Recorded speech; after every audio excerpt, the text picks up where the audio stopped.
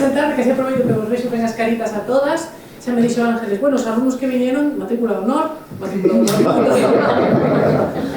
Entón, bueno, primeiro de nada, gracias, por supuesto, a Fundación por organizar estes eventos que en Ourense son tan necesarios e tamén por convidarme para poder contar algo do meu traballo, que xa é a segunda ou terceira vez que me invitan a falar de toda a miña trayectoria, o cual pues, me fai sentir un pouco non tan nova, non? De como en realidad internamente me sinto. E ademais, onte me comprei as primeiras gafas de presbítera total, entonces xa estamos entrando a conquistar uns terrenos de exposicións e de performance retrospectivas. Bueno, bueno, pois en realidade levo máis de 20 anos traballando no mundo da performance. Empecé xa na facultade, non sei se grava ben. Sí? Que teño medo de facer sonidos extraños, pero bueno, si non me marco un tema musical. Bueno, eso, que levo máis de 20 anos traballando a linguaxe da performance, que precisamente é unha linguaxe pois controversial, diferente, pero para min é unha base fundamental do que é o ser humano e a sociedade desde os seus inicios, non? Aquí vou vos falar un pouco do que eu entendo que é a performance, como é unha cousa pois moi viva, en proceso continuo, de aí a súa característica do efémero, pois pode ser casi calquera cousa. Entonces vou vos falar un pouco do que eu sinto na miña raíz o que pode ser a performance e desde onde eu me inspirei e cultivei, que me encantou o termo que utilizaches, e de aí a donde fun enfocando o meu traballo, non? Entonces, bueno, pois para min, como vos decía, para min a performance en realidade naceu a mesma vez que naceu a sociedade como esencia, como comunidade, como ser humano, non?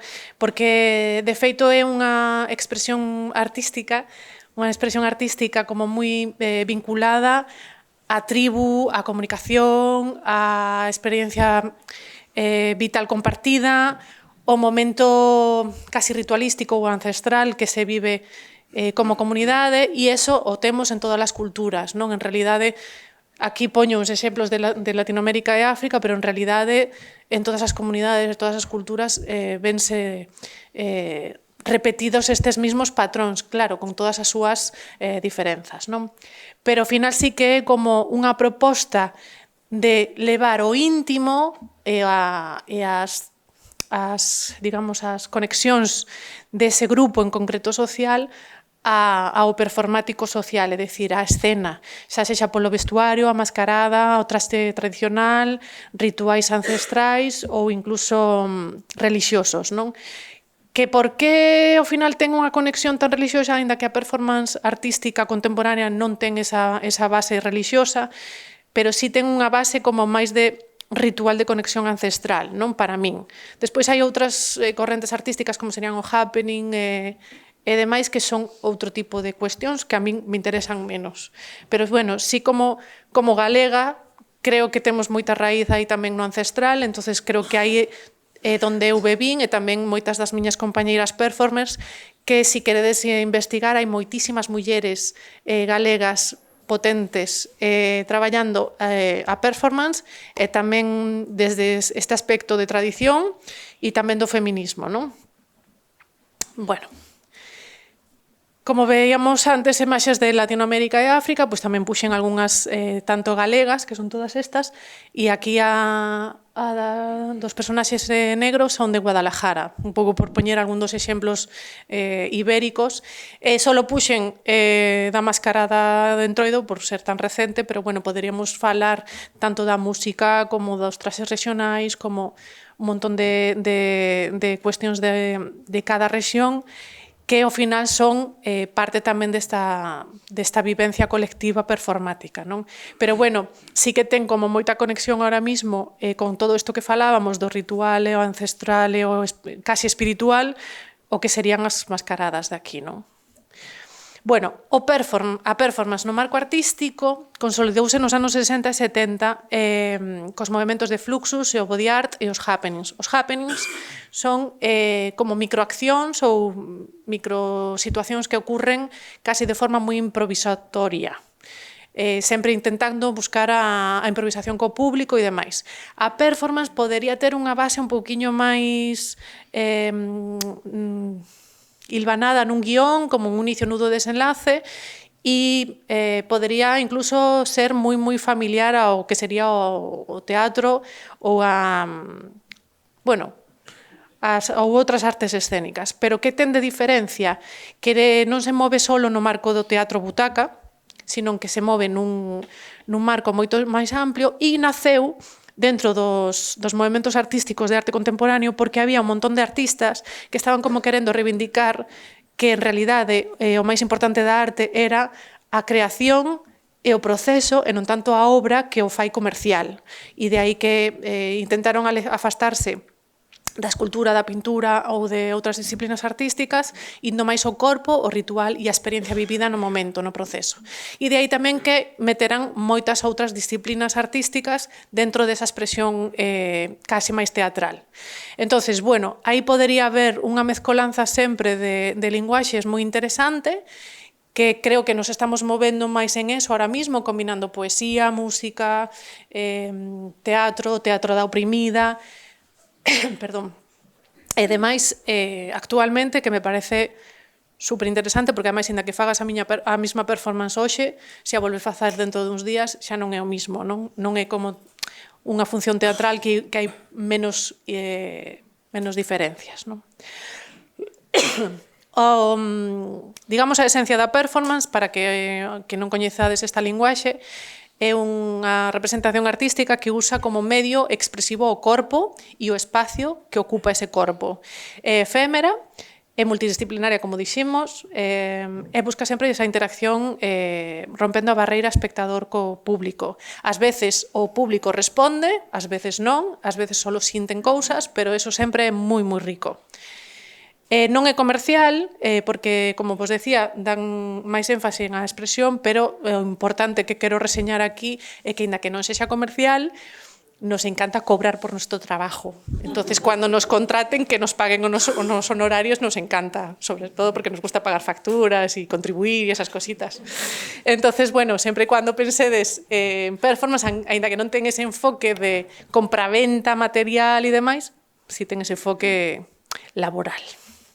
Bueno, entonces, como ben dixo Ángeles, é unha das figuras clave máis orientada á performance máis provocativa, sería Marina Abramovic, que conviviu nos anos 60 e 70 con outros artistas como Joseph Beuys, Yoko Ono, Alan Capru, pero e tamén ao mesmo tempo se daba performance reivindicativa en torno á protesta social en Latinoamérica con unhas raíces máis artivísticas. Ahora vos explicarei o que é ese enfoque.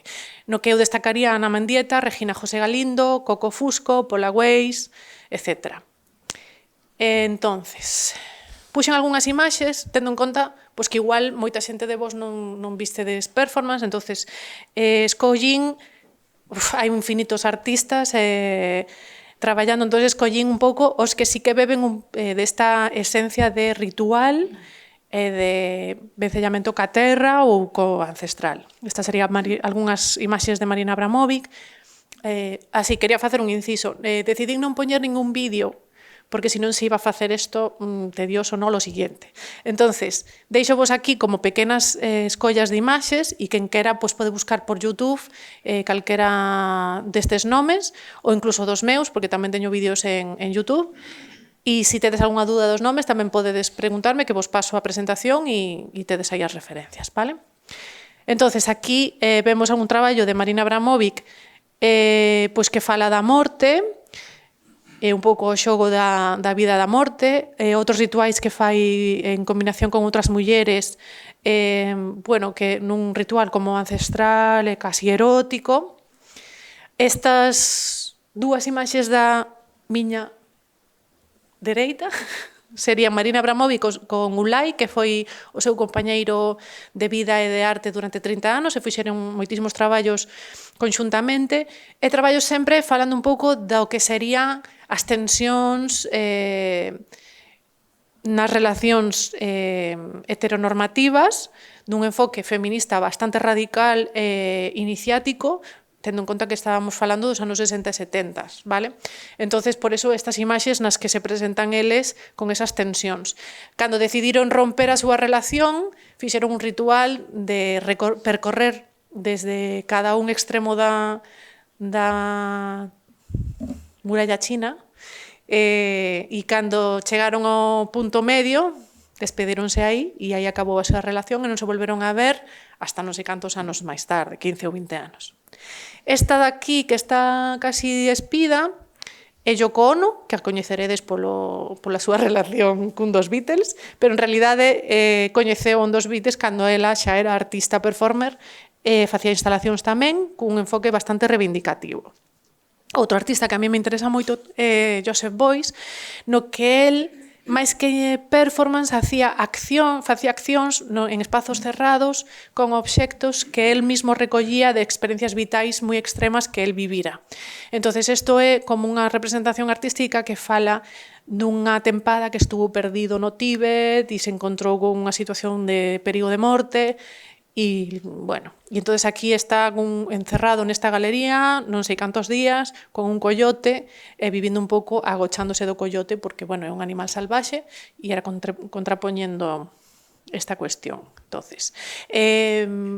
Entonces, dentro de todo isto que estamos vendo, temos que ter en conta que, aínda que son marcos artísticos de arte contemporáneo, son reivindicacións sociais potentes, non? E tamén de traer a expresión e aos procesos personais a un marco artístico. Despois, que é o artivismo? Que aquí é onde empezamos un pouco esta conexión que vos mencionaba ao principio. É a mezcolanza de arte e activismo, pero non só no marco da performance. Pode darse en murais, en panfletos, serigrafías, obras de arte per se, tipo cadros, instalacións, esculturas. E a única diferencia que ten é que, ás veces, si hai obras máis definitivas, que se poden comprar e vender, e outras veces hai performance, pero casi sempre son enfoques moito máis prudentes ou reservados para a integridade do artista, o sea, non expón tanto o corpo. Neste caso, a primeira precursora que empezou este movimento é Giannini Antoni, que tamén facía performance. Na de arriba está facendo unha reivindicación feminista do papel da muller na casa. Isto foi nos anos 60, e abaixo tamén un pouco da protesta desta personaxe de muller florero, que sería facendo bueno, fixo unha acción onde se unía as uñas e non podía facer nada porque iba totalmente conectadas, non? Entonces, que promove o activismo? Pois transformar a sociedade, promover cambios e mobilizar as conciencias, pero tamén empoderarnos. Entonces, para min é un vehículo super interesante porque se pode facer de forma anónima, tamén axuda moito a empoderar as comunidades, non? Aquí vos poño algúns exemplos do que acabamos de falar. Entonces, arriba temos a Bansky, que é un muralista bastante ácido e que reivindica moito a través do visual, casi sempre sin texto escrito, que unha das cousas que fixo agora, tendo en conta que, insisto, é un arte que non se fai con ese enfoque mercantilista, entonces o que provoca el mover conciencias. Entonces, creo que fai 2 anos, unha cousa así, conseguiu vender unha das súas láminas en Sotheby's, creo que foi, ou Christie's, unha destas subastas de arte, por 1 millonada de euros, o sea, unha barbaridade. E en canto se golpeou a mesa do comazo asignando que se vendera esa peza, o marco que enmarcaba esa lámina autodestruiu esa lámina. Entonces foi como unha reivindicación de, vale, cheguei aquí, ahora son mercantilizado, digamos, pero, bueno, sigo dándole un girito. Vale? Entonces, despois hai outro artista que tamén está en moitas ferias de arte e demais, que é Mauricio Catelán, que unha das súas pezas máis icónicas foi un meteorito que lle caeu aquí ao Papa. Bueno, é unha escultura, non lle caeu de verdad. Despois, en outros... a min as que máis me gustan son as intervencións na rúa, un pouco porque ao final estás compartindo espazo, emoción e expresión con xente que o millor non se lle ocurriría pisar un museo ou unha feira de arte, e entonces as reaccións son do máis increíbles. Vale? Entón, tendo en conta que estamos falando de activismo, xénero entendido desde unha perspectiva de xénero, de loita de xénero, hai que mencionar o colectivo de Guerrilla Girls, que tamén xurdiu, creo que ao final dos anos 70 ou 80, que é un colectivo de mulleres artistas que estaban intentando loitar por atopar un oco nos museos en Estados Unidos, vendo que os seus compañeiros varóns conseguían moitísimas máis exposicións. Entonces, pois, armadas de máscaras de mono, empezaron a pegar un montón de cartelería por toda a cidade, evidenciando cifras. Sin nada de protesta extrema, ni nada, solo evidenciando cifras como neste cartaz, que pon cuántas mulleres artistas tiveron unha exposición no Museo de Nova York o último ano. Unha. Ou neste outro amarelo dice teñen que estar as mulleres desnudas para poder entrar no Metropolitan Museum como artistas, non? Entón foi un pouco tamén desde onde comecei eu o primeiro ano de carreira, porque eu vía que éramos 90% rapazas estudando, pero os que conseguían proxección, exposicións e demais eran os rapaces. Entón, claro, era... E xusto despois, cando xa nos licenciamos todas, pois efectivamente, de todas as mulleres, a única que sigue traballando a nivel artístico son eu, e de todos os homes, hai solo un que decidiu cambiar a diseño gráfico, pero todos están expoñendo, publicando, etc. Bueno, dentro do que sería o activismo, como dixemos, hai varias correntes artísticas e expresivas, entonces non podía deixar de mencionar o colectivo Pussy Riot, que é un colectivo ruso feminista de punk rock, entendendo que o activismo non só é expresión plástica, sino que pode ser poesía, escritura, punk rock ou instalación artística. Vale? Esta outra é que tamén me impactou moito cando eu estaba comenzando a miña carreira.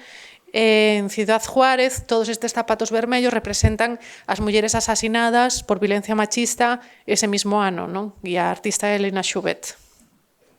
Outros movimentos artísticos que me parecen moi interesantes son algúns grafiteiros anónimos en Palestina, que buscan un pouco non tanto reivindicar, sino consolar. Despois aquí tedes, bueno, antes tamén vos puxen aí arriba unha recomendación de libro, por si queredes afondar máis neste tema do activismo. E aquí puxen vos tamén un programa de activismo, pero de cine, que en México, que tamén me parece superinteresante porque chamanlle cine de guerrilla, entonces é como bastante alternativo, se fai con cámaras de pequeno formato, como atendendo máis ao imperioso de necesidade de documentar, de gravar e de rodar, e non tanto ás cuestións estéticas, non? E sempre buscando ese enfoque social, non? Outras instalacións que teñen que ver tamén con cuestións de protesta social. Vale. Xa enmarcado o que serían as dúas correntes, o traballo que máis me impactou cando estaba estudando era a performance latinoamericana por esta raíz tan de terra, de corpo e de crudeza, non? Unha das artistas que máis me impactou foi Regina José Galindo, que é de Guatemala, que non sei se sabedes que hai un conflicto armado en Guatemala bastante potente, que por que nace isto en Latinoamérica? Pois un pouco porque é unha zona onde hai moitísimos conflictos armados, onde sufren moitísimas mulleres, os nenos, as ancias, hai como unha estructura política que mantén un pouco estas violencias e entonces ao final provoca ou empuxa a artistas a que se expresen un poquinho máis do que nos expresamos aquí en Europa porque estamos nunha situación de privilexio importante, entonces, bueno, Me parece tamén importante reseñalas pola valentía que supón facer este tipo de propostas vivindo nun país de conflito armado aberto, non? Porque expoñen non só o seu corpo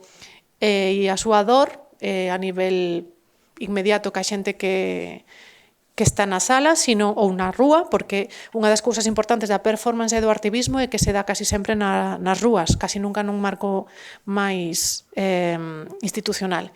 E entón, ao final, pues, viven sempre en situacións de amenazas de morte. Entonces, bueno, un pouco tamén por esta sensación de incapacidade, de violencia, de estar atrapada nun bucle, bla, bla, bla, pues fixo estas pezas que vemos aquí, donde ela mesma se enterra dentro do museo, fora do museo. Esta outra, a que vedes co caldeiro, esta é unha artista, bueno, aquí teño que decir unha cousa importante. A mí me impactan moito este tipo de expresións artísticas, pero sempre que dou un taller de performance recomendo que a persona que vai a actuar ou que vai a representar algo, explore moito as súas emocións e a súa xestión emocional antes de tocar un tema que o mellor a poda levar a unha situación de vulnerabilidade demasiado grande ou de abrir máis a ferida que leva dentro, porque ao final estás expoñendo unha situación violenta e dura e estás expoñendo a través do teu corpo, entonces estás vivenciándoa. Entonces é moi importante tamén ter ese cuidado e ter ao mellor un acompañamento terapéutico ou social ou o que che sirva, pero que te poda acompañar, porque bueno, hai varios artistas españois que chegaron a desenvolver trastornos de personalidade precisamente por expoñerse demasiado e demasiado violentamente sin ese acompañamento. Entón, esta artista sí que fai unhas performances super extremadas. Esta é a súa propia sangue, porque ela se cortou os pés e foi camiñando desde o Concello hasta non sei que outro edificio institucional, creo que foi o de Inmigración, deixando as súas pegadas de sangue. E hai outras, por exemplo, que fixo esta muller, na que ela se autoopera o himen nunha acción un pouco para reivindicar toda esa violencia sexual que sufren as menores e tamén as mulleres maiores cando os homes desde a visión do patriarcado esperan de nós que teñamos unhas características físicas máis orientadas á infancia que non á muller madura. Ben, por suposto mencionar a Ana Mendieta, só puxen unha imaxe, pero un pouco porque vos queden os nomes sonando. Ana Mendieta foi unha artista cubana que na infancia foi expatriada a Estados Unidos xunto coa súa irmá, e estudou Belas Artes e, bueno, pues estuvo de parella dun home artista, escultor minimalista, que por non darlle publicidade non vamos a mencionar o nome, pero que a maltratou e, de feito, acabou sendo, eu creo, asesinada por el e el quedou absolto. E ela mesma nas súas performances evidenciaba esas situacións de violencia dentro da parella. Outra que descubrín recentemente era Valeria Píriz, Uruguai, que mezcla a linguaxe tamén máis visual, multidisciplinar, que é o que máis está en boga hoxe en día, que serían as proyeccións de vídeo, poesía, música, porque claro, o de facer cousas máis modernas, pois conleva que tamén podes utilizar cousas máis modernas. Entonces está guai. Ben, e agora, despois de toda esta introdución, vamos a dar a miña chapa personal. Vale. Claro, eu sempre falo de cousas desde a miña esencia, como muller artista feminista deste país, pero intento tamén que sexa unha historia colectiva, porque ao fin e ao cabo eu son unha máis aquí e, bueno, por sorte ou por desgracia, nacín neste corpo con esta necesidade de expresalo. Entonces, bueno, pois partindo un pouco das miñas experiencias, pero tamén de experiencias alleas pero cercanas, empecé a traballar.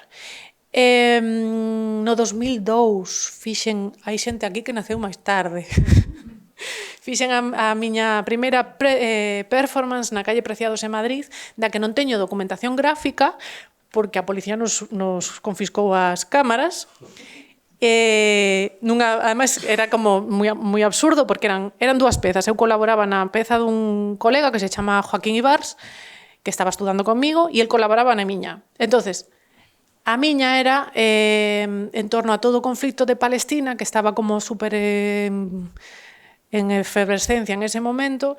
Eu construín como 3 bonecos de tela que eran da miña estatura, onde escribía palabras de reivindicación e de protesta en contra dese conflicto, e a miña idea era que, claro, cargar os 3 á vez non podía, entonces a miña idea era buscar xente que quisera apoiarme e cruzar toda a Rúa Preciados hasta o final, axudándome a levar a eses corpos.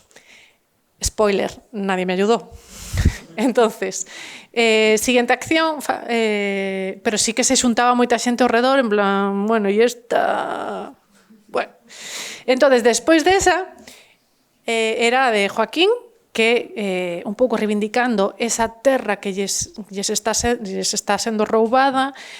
El trouxo terra da súa propia finca e a súa idea era camiñar descalzo desde Callao hasta Preciados, pisando por esa terra que estaba metida en 3 caixóns de madeira. E entón, que pasaba? Pois o mismo, que el chegaba ao final ao terceiro caixón de terra e non alcanzaba a coller o primeiro. Entón, necesitaba a colaboración da xente, non? Un pouco coa esencia de intentar unirnos como colectivo e concienciar, bueno, bla, bla, bla. Bueno, esa tuvo un exitazo espectacular. Señoras ancianísimas movendo ali a caixa de terra, xente nova tamén implicándose, vitoreando, aplaudindo, bueno, unha cousa espectacular. Nunca tivera eu tanto feedback nunha performance. Eu iba aí na de Joaquín un pouco de gancho, a axudalo a mover as caixas ao principio por si nadie se animaba, non? Non tiven que facer nada. Que pasa? Que se xuntou tanta xente a axudar ao rapaz a cruzar a calle que chegou a policía e nos levou á comisaría. Pero o máis lindo desa performance foi que hubo varias señoras con su visón de voy a comprar a la calle Preciados y su bolso acabaron a bolsazos con la policía. Esto no estaba en el programa, o sea, no estaba organizado, ¿vale? Nosotros no conocíamos a esas señoras, no les pagamos nada por hacer eso. Pero que no, que deixaran os rapaces en paz, que si querían protestar, que protestáramos, que si queríamos camiñar por terra, que camiñáramos, que nós tiñamos todos os dereitos do mundo, que faltaría máis, que se había outros que iban patinando, que porque non íbamos a pisar terra, bueno, unha liada. Ao final acabamos en comisaría, pero viñeron as señoras a comisaría e ao final nos tiveron que liberar, porque claro, e fixeron ali un complot as señoras maravilloso. Pero bueno, non teño fotos. Entonces, despois, como conseguir que me contratasen para facer performance era complicadísimo, e tamén me gustaba a escenografía, a escultura, o dibuixo, porque eu fixen a especialidade en escenografía, e grabado e demais. Pois empecé a facer, dentro do que sería o enfoque do activismo, instalacións artísticas. Esta é unha mostra, o sea, intento ser o máis rápida posible, pero bueno, esta foi unha mostra onde nos invitaron a varias artistas, eu era máis nova, tiña 21 anos, a facer un traballo sobre a violencia en contra da muller en xeral. E eu decidín que, como todas as demais estaban facendo un pouco sobre eso, enfocadísimas, e eu tiña algunha coñecida que sufrira violencia sexual na infancia e demais, decidín traballar sobre eso e fixen unha investigación bastante potente con xente anónima, pois, que me contaron un pouco a esencia para poder eu crear esta instalación que conlevaba. Era un espacio cerrado pintado de negro con esta cama e tiña un sonido na almofada que só se escoitaba se puñías o ouvido aí ao lado que decía non quero xogar, non quero xogar, non quero xogar, así en bucle. Bueno, a prensa local foi bastante picante nese momento, dicindo que eu o fixera a través dunha experiencia personal, cando eu no folleto explicara o tema, pero bueno, é un pouco o que ocurre cando te expós. A raíz desa, fixen, 2 anos despois, esta outra peza que se chama Fala Barato, a raíz desa violencia que se fixo dicindo esa barbaridade na prensa, pois expuxen esa lingua. Nesa mesma época tamén facía algo de videoaccións, descarteino porque me poñía super nerviosa despois cando tiña que facer a presentación das movidas e as cousas tecnolóxicas sempre fallaban naquela época, entonces un puñetero estrés, entonces decidí deixar a videoacción, pero bueno, este era un pouco carretaíla esta de cando desfollas unha margarita, me quere, non me quere, me quere, non me quere, un pouco falando do que sería a violencia sexual nas relacións de parella, a cosificación e os xogos da infancia. En esa época, cando no 2009 eu estaba facendo o doutoramento, volvimos a tocar o tema de Palestina e organizamos unha exposición colectiva de España e Palestina sobre o concepto do fogar en países con conflicto bélico. Cando mandamos as obras, cancelouse a exposición unha semana antes porque bombardearan o edificio e nunca máis supemos máis da xente da organización. Entón, quedou un pouco aí en proxecto. No 2010 expuxen no primeiro evento de arte feminista de Cuba, que foi un proxecto que se organizou desde a Universidade de Vigo, e eu levei esa primeira foto do corazón, tamén falando desta violencia e a posesividade machista. Anos despois, que se sigue facendo ese encontro, e que ademais xa moveu así un montón de artistas locais que siguen facendo proxectos. Fixemos ademais no 2010 unha publicación clandestina porque nos impediron totalmente o acceso ás imprentas, entonces nun garaxe cunha máquina bella de serigrafías pois fixemos un catálogo escondidas, porque non podíamos decir que estábamos ali xente de fora de Cuba.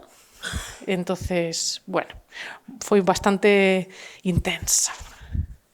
Entonces, a día de hoxe sigue facéndose, esta é unha das últimas veces que eu participei con esta outra fotografía, que tamén é pois un pouco desfacendo un pouco esa idea das violencias implícitas que xa lles inxerimos ás crianzas incluso antes de nacer, etiquetándoas, proxectando sobre as súas vidas, decidindo sobre eles e elas, en fin. Entonces, máis ou menos nesa época, pois empecé a ter un pouquiño máis de éxito no mundo da performance, entonces reciclei esta idea da foto que mandei a Habana e fixen esta peza varias veces en varios museos donde cosía in situ o corazón. Outra performance que fala un pouco tamén, me gustaba reciclar tamén temas tradicionais, en este caso pois reinterpretei o personaxe de Penélope, da Ilíada, nunha acción na que liberaba a Penélope desa eterna espera de que volvese o seu marido, non? Que carallo temos que esperar a nadie. Entonces, despois convidaronme a facer esta outra peza, que se chamaba Limpia e Pura, no Museo Provincial de Lugo, donde, bueno, con esa idea da virginidade e demais, pois montei este sarao con sangre de vacuna no museo. Bueno, se veras a posteriori o que tivemos que facer para limpar eso, en fin.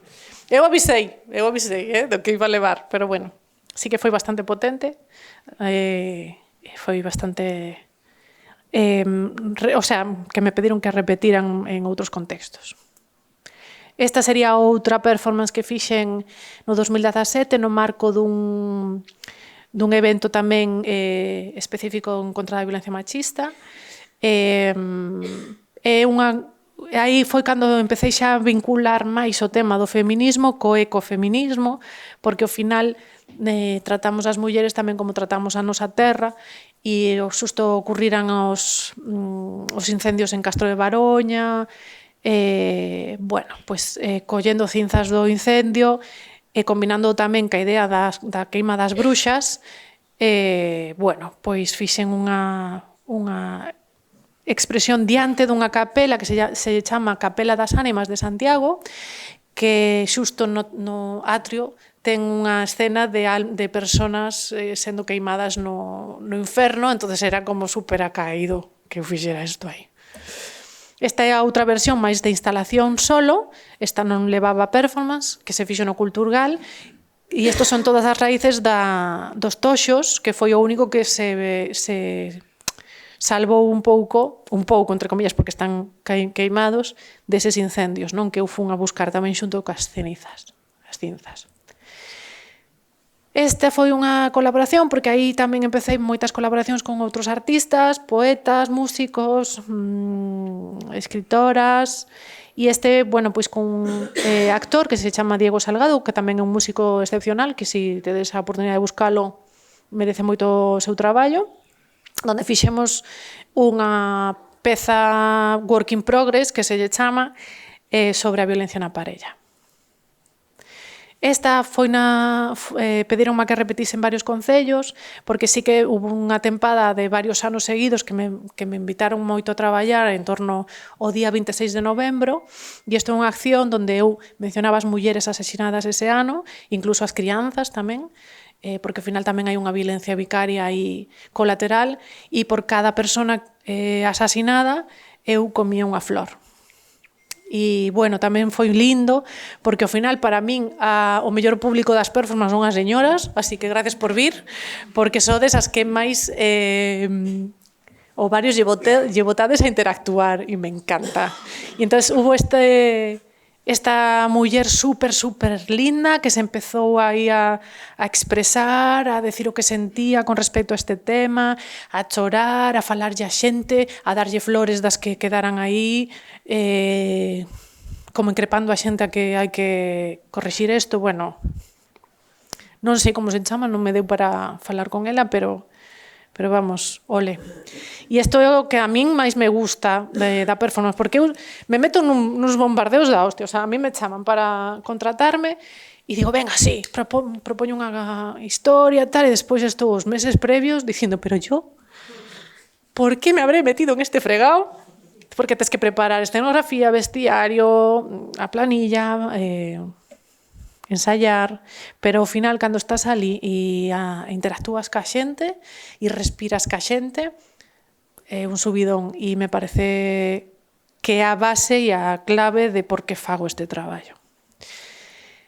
Despois, dentro destas colaboracións, fixemos esta tamén que se repetiu en varios anos e contextos, con artistas como María Gila, Kira Valero, Celtia Irevire, que en realidade é música, Carmen Conde, que é poeta, Ana Cunqueiro, que é a miña amiga, entón, como é a miña mellor amiga, pois ten que pringar e vir as cousas comigo, Migui, que é un músico que toca con Celtia, e a poeta Tamara Andrés na segunda versión, non? Aquí fixemos unha outra reivindicación desas mulleres queimadas na hoguera e foi super catárquico porque, bueno, montamos unha cousa moi potente e moi de terra. Tedes vídeo en YouTube, se queredes velo. Despois, co enfoque este do activismo, tamén teño desenvolvido traballos de talleres, publicacións, fanzines, a exposición Matresilladas con Tamara Andrés, do que sacamos un libriño, unha publicación, que é un pouco a reivindicación das figuras da muller denostadas polas tradicións de narrativa oral galegas. E despois, entre todo este lío, no 2020, formei o colectivo Tecendo Endometriosis con outras dúas artistas que o tedes en Instagram, que o podedes seguir porque, bueno, as tres temos diagnosticado endometriosis e eu, polo menos pola miña parte, tardei 24 anos en ser diagnosticada, sufrindo un montón de violencia obstétrica, de dores crónicos, bueno, un montón de cuestións, e entonces, bueno, nesta necesidade de expresarme, pois falei con elas e montamos o colectivo, non? E é un colectivo no que facemos as tres obras plásticas ou de fotografía falando un pouco da enfermidade, de como a sentimos, e cun enfoque didáctico que levamos a facer charlas, exposicións en centros escolares ou bibliotecas e demais, e tamén temos o Instagram onde publicamos obras de outras artistas que falan desta enfermidade. Dentro desto, pois, ademais, pois, tiven que expoñer máis a miña vulnerabilidade. Esta tamén foi exposta en outros marcos de exposicións en contra da violencia de xénero. que son frases literais que eu recibín cando fun a urxencias en algún caso. Un ibuprofeno para casa, tú no tienes nada, no seas histérica, y si te lo hubieran diagnosticado hace 10 años, ahora podría ser madre. Y yo ya llevaba como 15 años protestando. ¿Vale? Bueno, aparte de que te dejan en camilla, bueno, en fin. Dentro de todo isto, ao final seguín colaborando con grandes poetas e no 2024 fixemos este espectáculo que tamén tedes vídeo en YouTube, que se chamou Irmás Sonoras, que organizaba Yolanda Castaño, Premio Nacional de Poesía, con poetas como Chus Pato, Premio Nacional, Olga Novo, Premio Nacional, Tamara Andrés, que será Premio Nacional en breve, espero, e Nieves Neira, tamén outro premio, donde combinábamos poesías de todas elas, con esa reivindicación, con escenas que creábamos con elas mismas tamén intervindo na escena, non? Un pouco aí xo conector fun eu, pero elas tamén actuaban, non? E os que vos acheguedes, que saibades que sempre vades a ter as posibilidades de ser captadas para actuar.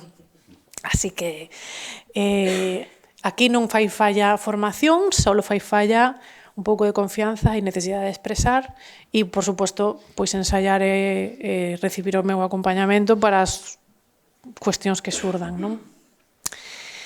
Isto foi un dos detalles desa acción, cun poema de Nieves Neira, donde fala dos asasinados en Palestina, creo que era.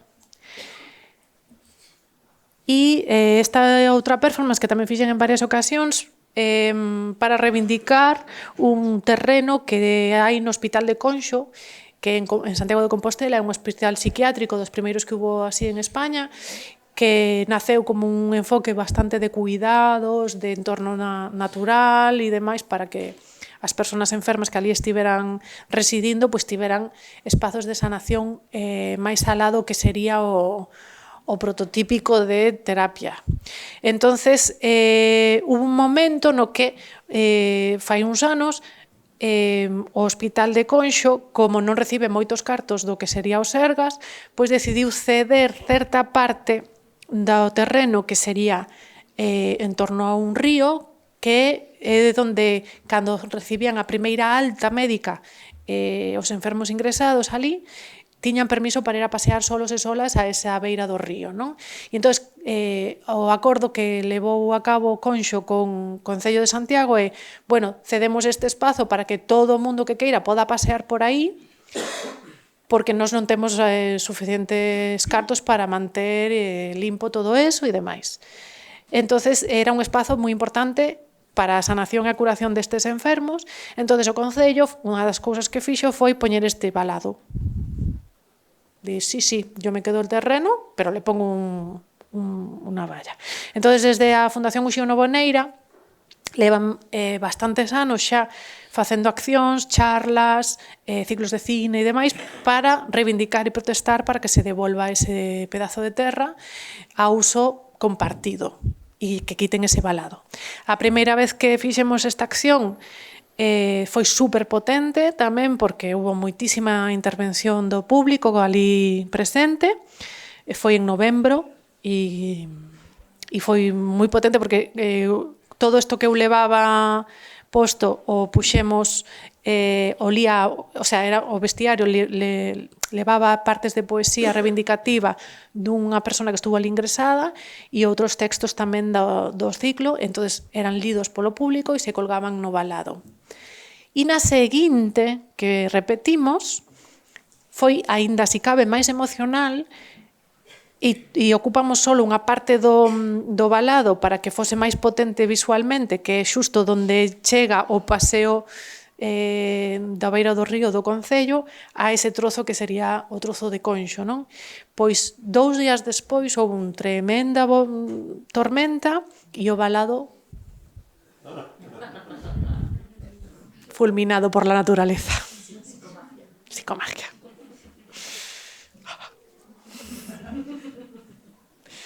Bueno, isto é anterior, pero bueno, sí que me casaba moito con esta última máis reciente, que foi en Tui. nun destes marcos que organiza a comisaria feminista Paula Cabaleiro. No da esquerda volve a estar pringando a miña amiga Ana Cunqueiro. E é sobre a violencia das etiquetas impostas, non? De que te chaman cousas ou dan por sentado cousas, como vestiario que eu me arranco. E esta última en Tui foi titulada No violarás. E, bueno, non sei se o vedes, pero aí abaixo hai vasiños de vino tinto, un pouco pola sangre de Cristo, e os papeliños son lendas de mulleres asasinadas, crianzas asasinadas e demais tamén en torno ao día 26 de novembro, e aquí o público tiña que ler esa etiqueta en voz alta e botar o viño por riba do meu usuario, que era blanco nun principio, pero iba revelando o viño ese texto escrito que decía só por ser muller o meu sexo violado e demais. Entonces, bueno, foi bastante sinxela, pero moi impactante, sobre todo por esa emoción e esa fortaleza da xente que lle botou valor para ler. E a primeira persona foi o Guardia Civil de Tui, o jefe da Guardia Civil, que rompeu a chorar en canto dixo a súa lenda, non? E xa o último que viñeron comigo Nuria e Anxo e algún máis que andan por aí, pois a miña participación na exposición Facémolo co corpo, que é a performance Cousa de Mulleres, é unha exposición colectiva que hubo no Auditorio de Galicia, organizada polo colectivo de Plataforma tamén, donde expoñían xente como Marina Abramovic e Neves Seara. Entre outras moitas artistas internacionais e tamén galegas que bueno, para mí foi super importante e me sentí moi orgullosa de que contaran comigo para isto. Tal foi así que lle escribín unha mensaxe a un exmozo de fai como 15 anos dicíndolle, tú te acuerdas de cando me decías que acabarías poniendo con Marina Abramovic? Pues ha llegado. Ha llegado e me cago en las bragas. Pero bueno. Entonces, bueno, estas son parte das pezas, non sei por que esta foto non se ve moi ben, pero aquí, como era unha exposición, pois expoñíanse solo, digamos que, obras das que resultaban desas performances. Entón, aquí está o meu vestiario, un rolo de papel que foi intervido coa máquina de coser da miña avoa, e uns papéis queimados que foron queimados na acción que eu fixera, porque tamén intentei enfocar moito o traballo de reivindicación cando non é específico para os días 26 de novembro, sino para outras exposicións a partir das figuras femeninas da miña infancia e da miña familia e incluso das miñas ancestras que non coñezo, porque me parece que dentro das situacións que tiveron e das súas personalidades ou características foron grandes mulleres loitadoras e que marcaron unha diferenza importante na súa contorna, non? E temos aí a máis recente famosa que é a miña tía Charo, da que falo moito, e bueno, intento homenaxealas porque tamén eu son o que son bebendo das mulleres que me pariron de alguna maneira. Entonces, bueno. E grazas, podedes atopar o meu traballo na web, YouTube ou Vimeo.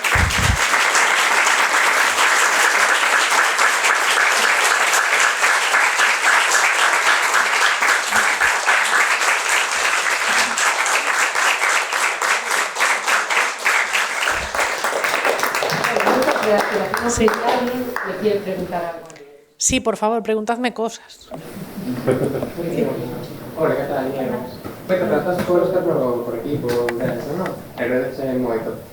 Logo, eu quería preguntarte, porque sobre a performance chamoume como dúas cousas bastante atención. A primeira foi sobre a corporalidade, non? E a colectividade, e sobre todo unha cousa que falaches antes sobre o empoderamento, porque hoxe en día dentro do pensamento feminista, como defendendo da feminista ou do pensamento ideolóxico que teñes detrás, pois temos unha interpretación ou outra. Entón, eu quería preguntarte que significa para ti o empoderamento.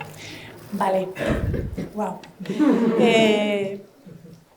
Mira, Creo que ten que ver o empoderamento, sobre todo con recuperar eses espazos que nos foron negados e que foron superimportantes desde a orixen da historia, que son agruparnos as mulleres, xa sexan en círculos de sanación, círculos de menstruación, incluso a colectividade de xuntarnos e contarnos as nosas historias, de contar as historias da nosa contorna, esa unión de comunicación e compartir e tamén de sanación colectiva, donde ademais tamén había espazo para risas, había espazo para xogar e para crianza colectiva, para xerar o que eu entendo como tribu. Entonces, para min, a performance é importante un pouco porque volve a xerar esa comunicación e esa comunión, sobre todo a palabra comunión, da xente que estamos participando e da xente que estamos como facilitando esa performance. Entonces, para min, as diferencias das performances que eu fago, cas que vos mostrei do inicio da explicación, é que nas miñas intento sempre que haxa como un final que suba un pouco os ánimos ou a sensación do público, non só son de protestar e quejarme por quejarme, non, sino que hai como esa queixa, pero despois hai un final sanador que se dá en grupo. E moitas veces acabamos en abrazos colectivos ou compartindo a posteriori, e entonces é un pouco recuperar eses espazos que constantemente nos son negados, que son os espazos de xuntarnos.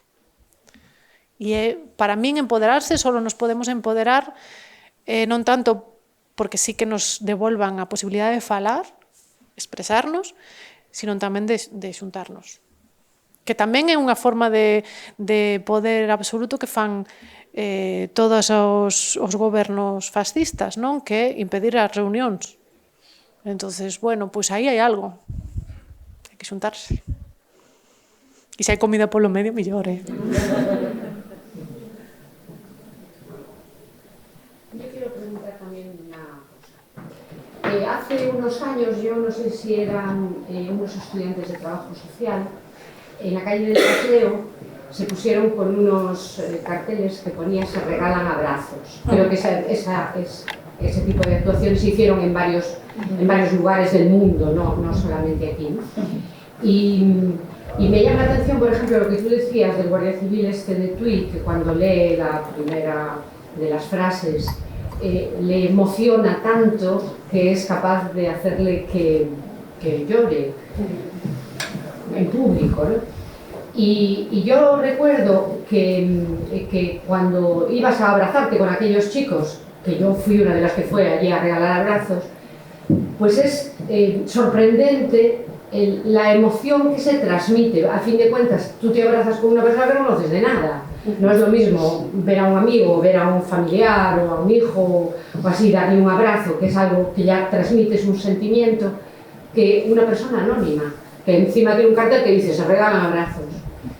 Y me gustaría saber tu opinión acerca de este tipo de acciones, que no sé si se puede considerar eso una performance. Mais sería un happening, porque non é, o sea, a performance conleva quizáis máis un inicio, nudo, desenlace dunha representación máis teatralizada, pero un happening é só unha acción, unha escena que se repite. Entonces, isto sería como unha escena que se repite porque é unha escena na que unha persona ofrece os abrazos.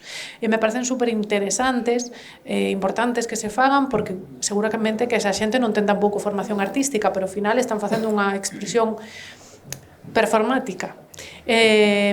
Como che dicía, me parece super importante tamén polo que falábamos antes, porque ao final estamos super saturados de imaxes, super saturados de información, un pouco tamén unha das formas que teñen de poder e de control da sociedade é acostumarnos a que ves imaxes terribles, pero cunha pantalla polo medio, e de forma que cada vez te sensibilizas máis e te volves máis aséptico ou menos conectado ca dor do outro. E ao final, cando ti traes o corpo, a escena, a rúa ou a un espazo público onde se supón que non tes por que atoparte con unha situación así, estás expoñendo a túa vulnerabilidade e ti conectaches ca vulnerabilidade desa persona que ofrecía os abrazos e ao final somos seres sintientes e se non conectamos nos volvemos robots. Entonces, para min, por eso é tan importante e tan potente que se fagan estas expresións, porque é a maneira de crear de verdad un cambio no sentido de que vale, sí, tú intentas como sociedade, goberno, non sei que, controlarnos, pero por aquí estamos facendo unha revolta silenciosa de amor, non? E de unión e de conectar. E ao final estamos moi carentes de eso tamén, porque como eso tamén conleva non só que nos controlen máis, sino que tamén conleva que seamos cada vez máis individualizados, non? Entón, me parece super interesante.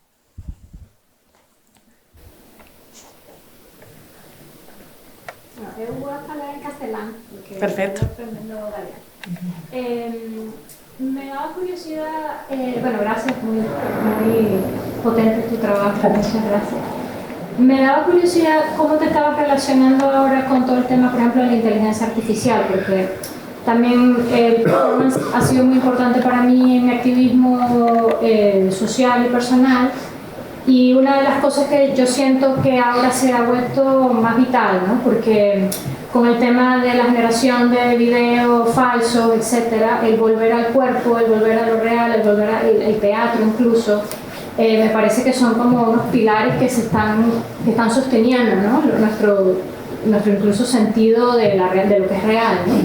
Y no sé si en estos tiempos más recientes, cómo te estás relacionando con ese tema.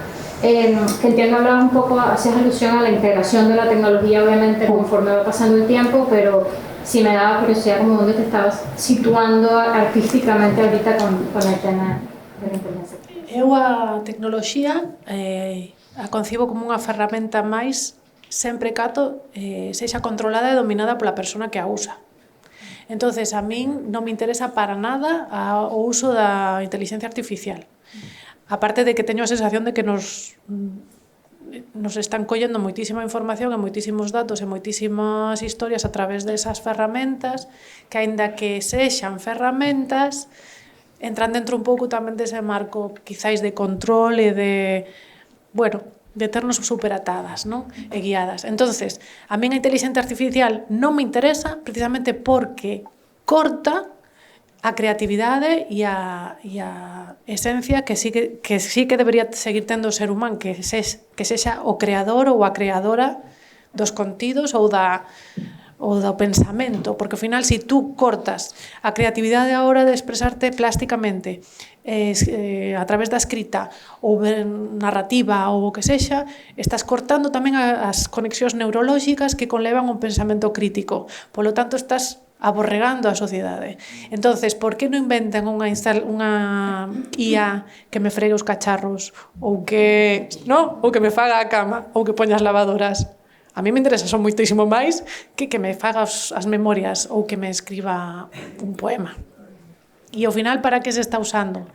Para escribir textos, para debuxar, para crear fotos. E ademais, como profesora de arte, estaría tirando pedras contra o meu propio tellado. Pregunto, a mí é unha cousa así bastante absurda. Poderíase considerar que unha performance sería, por exemplo,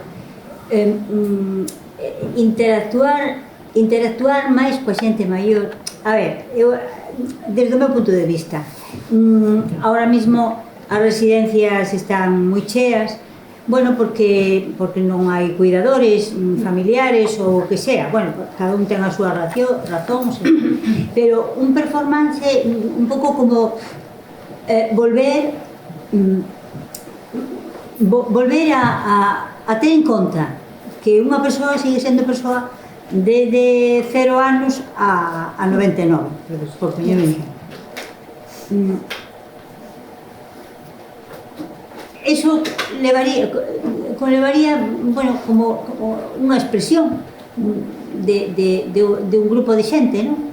Eso sería un performance ou porque, vamos a ver, o sea, é como concienciar ese tema. Porque eu vexo que, a ver, non digo que non teñan que estar ali, porque se efectivamente moitas veces é necesario, imprescindible ou chámalle como queiras, pero eu observo unha cousa e é que se tratan en conxunto, non en individual. É dicir, hai como unha pérdida de visión hacia a persoa individual. Claro. O que sería performance ou expresión artística do activismo é unha expresión específica, é dicir, como unha representación teatral que se fai para destacar, sinalar ou verbalizar un problema. Entonces, traballar con ese colectivo en concreto non o considero performance porque precisamente non conlevaría, a non ser que actúen comigo ou con outro ente artístico, a non ser que actúen na escena verbalizando os seus problemas, as súas problemáticas, non sería performance. Sería máis un traballo de integración social ou de creación ou de creatividade dentro da súa vida cotía. Pero se colles a ese colectivo e aos que lle apetezca fagan a súa actuación contigo como artista, entón sí é unha performance. Esa é a diferencia. Sí que me parece super interesante non só que se fagan performance dese tema, sino que se leve traballo artístico e expresivo a ese colectivo. De feito, en un evento do que non falei aquí, porque, bueno, vendo en distancia todos os anos que levo, o sea, fixen moitísimas máis cousas e me abruma, o sea, a cantidad de cousas que fixen, pero é un así que foi traballar con este colectivo en talleres que combinaban o acompañamento terapéutico con escrita e traballo de fotocollage e demais, e saquei algunha publicación de fanzines con eles. Entonces, non sería performance, porque non é unha actuación, pero sí podría ser un traballo enfocado desde o activismo, porque fixeron as súas manifestacións e as súas expresións. Non sei se te contestei. Sí, me contestaste, sí. No, eu digo porque, a ver, que eu vexo que hai un porcentaxe de persoas que están nesa situación, un porcentaxe grande dentro do que é toda a nosa sociedade. Entonces, non digo eso, ao que me refería, non? A individualizar a persona e non tratar, como se representaría? En vez de, en conxunto, bueno, todos para ali ou todos para outro lado. Non, o sea, que a persona necesita un trato individualizado, cousa que o mellor non poden facer, pero que sería bo que a sociedade tuéramos ese empeño en tratar a persoa individualmente coas súas necesidades e coas súas, aunque non se pode expresar moi ben, sí que, porque claro, son persoas que teñen dentro unha sabiduría infinita. E unha sabiduría, o sea, evidentemente, porque son persoas. Mira, unha das persoas das 3 mulleres que formamos o colectivo de Tecendo é unha muller que ademais traballa, ela é bailarina e fotógrafa. Bueno, pois ela traballa con este tipo de colectivo facendo un traballo de danza terapéutica nas residencias de maiores. E ese é boísimo, o sea, e ao final é outra forma de comunicación e de expresión. Claro, super importante, porque ao final unha das violencias que se lles impón a xente maior é negarlles a palabra, negarlles a opinión e negarlles a expresión. Claro, estar aillados. É que eu, esa é unha cousa que vexo moi como moi abandonada.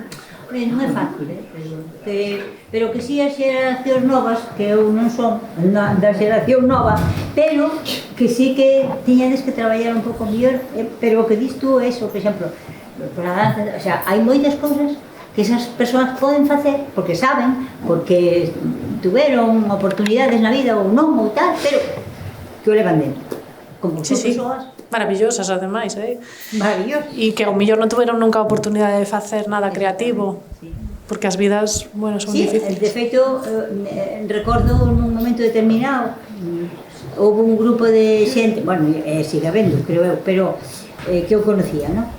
Que, facendo teatro, foi tan feliz, porque, a ver, algo que nunca fixeran, e foron capaces ou cualquier, decir, que a persoa é capaz de cualquier cousa en cualquier momento. Sí, unha das últimas performances que fixen, que non metín aquí porque por non teros aquí ad infinitum, foi unha performance que se chamaba Sermos Luz, cun colectivo de xente con discapacidades, diversidades funcionais de todo tipo. Increíble, increíble. Ademais, un respeto entre eles a hora de respetar os tempos para entrar, para salir, para moverse na escena. Súper, súper lindo. Bueno, nada, pues nada. Deixo vos aí unha meta. Gracias. A mí siempre me surge a dúbida de cómo podríamos falar de performance en galego o en castelán. En termos galegos o castelán. Xa non usar esa palabra. Imbuirnos, ¿no? Si me das unha orientación. Si eu a soubera. Pero ¿Cómo darías ti a decir? en realidade é unha actuación, unha intervención. Eu empregaría máis a palabra intervención, porque é moito máis ampla, porque abarca o espazo, a interacción, intervención. Vale. Yo te quería preguntar, porque bueno, nos has enseñado trabajos tanto en museos, o sea, en interior, o bueno, instituciones, como en espacios públicos. Entonces, ¿tú crees que de alguna manera el espacio, o en este caso un museo con la naturaleza, que, bueno, con lo que conlleva el espacio museístico en sí mismo, ¿no? ¿Tú crees que tiene limitaciones? Un espacio museístico tiene más limitaciones a la hora de hacer performance que la vía pública, por ejemplo? ¿O qué limitaciones tiene cada espacio? ¿Y a qué se puede abrir más la performance en cada uno de los espacios? O sea, en cuanto al mensaje, no a la ejecución, como lo que decías antes de la sangre, el interno. No en ese sentido, sino del mensaje de tu propio trabajo. Sí, a ver, claro, las condiciones de un espacio cerrado son siempre más plásticas, en el sentido de que puedes poner unos foquitos, apagar la luz y te hace un enfoque mucho más directo, mucho más estético. Quizás que a lo mejor de las posibilidades que te puede dar la calle, sobre todo porque no tenemos pasta para focos. O sea, pero la limitación que tiene un espazo privado e institucional é o tipo de público, que xa son xente moito máis dirixida ou preparada para este tipo de contexto, e as interaccións, eu tiven sorte sempre coas interaccións que foron como moi auténticas, pero sí que hai unhas interaccións diferentes na rúa e moitísimo máis interesantes. Claro. É que faise moito máis vistos. Claro, e sobre todo porque a xente é moito máis variada, moito máis distinta, o sea, podes estar en extractos sociais e enfoques de vida moi diferentes e moitas veces te sorprenden, porque claro, para min o Guardia Civil que se botara a chorar ali, o sea, foi como, como? Wow! Entonces conectas con xente que o millor non terías a oportunidade de conectar, porque claro, mira la hippie esa, como se va a juntar con un guardia civil. Pero nese momento unha conexión tan linda que despois da performance o señor veu a decirme gracias, deume unha aperta fermosísima, marchamos para casa cada un emocionadas. Entonces, bueno, para min o máis interesante que ten a rúa é esa característica de sorpresa e de conectar con xente que o mellor non estaría dentro do teu contexto habitual. Tamén espontáneo, non? Espontáneo. Porque a xente, un museo va como a un museo, pero na rúa te atopas con eso e... Claro. Sí, sí. No museo tamén hai como máis sensación máis de todo máis aséptico, máis controlado. Nada, público limitado. Sí, mira, este caso da performance que fixen coa sangue, eu mandaralles a proposta escrita, negrita, doble tamaño, de vou empregar sangue, vacuna, estades seguras, todo ben con isto, sí, fixen como 6 ou 7 chamadas, pero estades seguras, está todo ben, tede previsto despois unha fregona para que inmediatamente limpemos o sitio porque eras un chan de mármol blanco, poroso. Entendéis? Bien, entonces eu dixen, estades seguros? Sí, porque tiñan que pechar o asunto, non lle prestaron atención. Ahora, eu estaba actuando e as caras da directora do museo. y a que me contratara, que era coordinadora, dándose codazos. E digo, que hago? Paro la actuación. Claro, entonces eu na rúa, por exemplo, sí que vexo máis que poñerían cara de susto ou de sorpresa, pero non ese rollo tan de no te vayas a manchar la pared, ¿sabes? Si nos vieras a las 3, yo descalza, completamente empapada, y a las otras 2 de tacones, limpiando todo aquello. A posteriori, no tenían prevista la fregona, ni cubo de fregona, nada. Era fin de semana, no tenían llave de la sala de limpieza, o sea...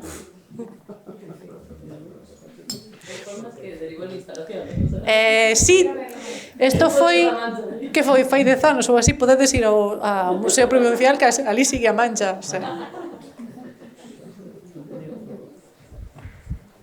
Dejo huella. Bueno, una última pregunta. Yo te quería preguntar, de todas las performances que vimos hasta ahora, ¿cuál sería alguna escena que te hayas sentido como realmente expuesta físicamente y todo, de temer incluso por tu integridad física? Y a día de hoy, ¿hasta dónde estás dispuesta a llegar y estar comprometida con una performance? O sea, por ejemplo, poniéndolo un poco en comparación con Marina, la performance que hizo de incluso poniendo armas a disposición de la gente, que le podían hacer cualquier tipo de cosa, ¿cuál es tu implicación a ese nivel?